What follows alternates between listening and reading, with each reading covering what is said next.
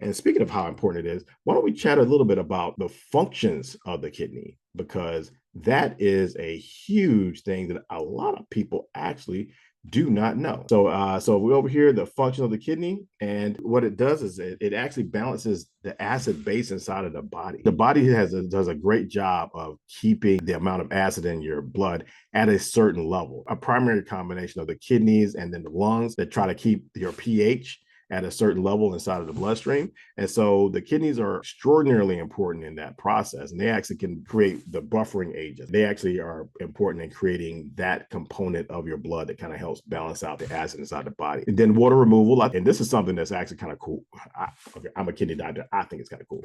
But you can tell how dehydrated you are just by looking at the color of your urine. So as it gets darker, then you know that you're becoming a little more dehydrated, the urine is a little more concentrated. You can actually just sit down and drink water. And as your body gets hydrated, that urine gets lighter. And the reason it gets lighter is because you're basically peeing out the extra water that you don't need. The kidneys are really important in regulating how much water is inside of your body. Then there's something called erythropoiesis. It releases a hormone that helps your body to build the red blood cells. We may not have talked about it before, but the red blood cells are what carry oxygen around to the body. So if the number of red blood cells in the body is getting a little lower, the kidneys actually can sense that and actually can release a hormone to kind of help your body make those red blood cells.